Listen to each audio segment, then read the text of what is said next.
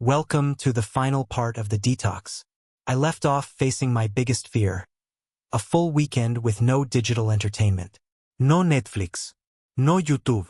No scrolling through my phone to kill time. The old me would have seen 48 hours of empty, terrifying boredom. But the day 3 me saw potential. This was the ultimate test of everything I'd learned so far. And you know what? It was the best weekend I'd had in years. Without the easy option of screen time, I had to get creative. I called a friend, an actual phone call, and we talked for an hour without either of us multitasking. The quality of the conversation was deeper, more meaningful. I dug out an old puzzle. It was frustrating and meditative at the same time. I finished a book I'd been meaning to read for months. I went for a long walk with no destination, no podcast in my ears, just the sounds of the city. I cooked an elaborate meal from scratch. And I wasn't just cooking to eat. I was enjoying the process. The smells, the textures, the focus it required. This wasn't boredom. This was engagement. I was actively participating in my life instead of passively consuming someone else's highlight reel. My brain wasn't craving dopamine hits because it was getting something better. A steady, sustained sense of fulfillment.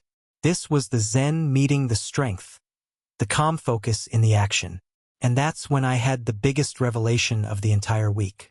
It wasn't about the time I saved. It was about agency. My phone hadn't just been stealing my time. It had been stealing my intention. Every notification, every buzz, was an external force deciding where my attention should go. I was constantly reacting. My life was being led by a series of interruptions designed in Silicon Valley.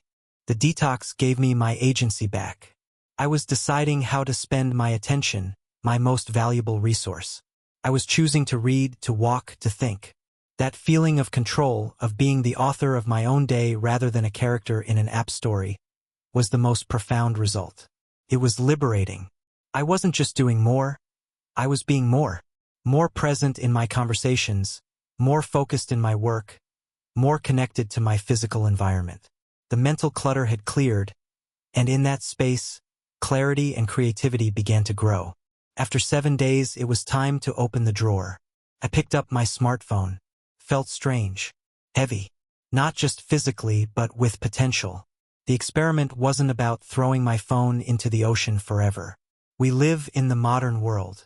It was about breaking the addiction and rebuilding a healthy relationship with technology. To make it a tool I use, not a tool that uses me. So, I created new rules for the re-entry. 1. No phone in the bedroom.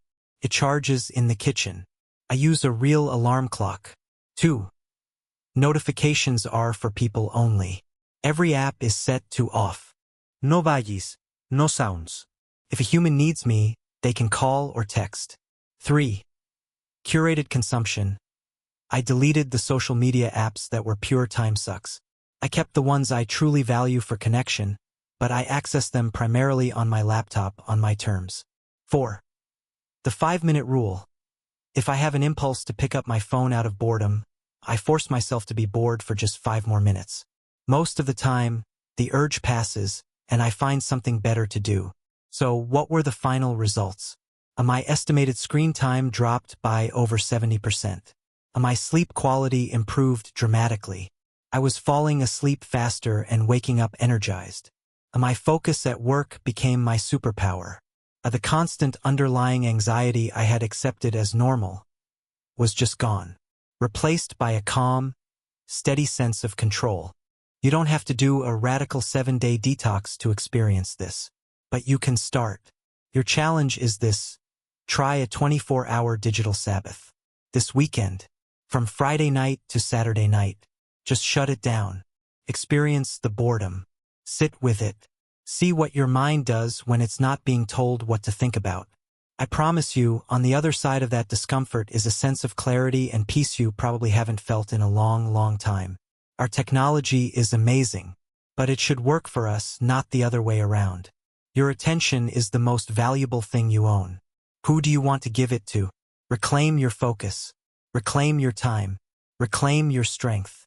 If this journey resonated with you, share this video with one person who you think needs to see it. And let me know in the comments what your first step will be.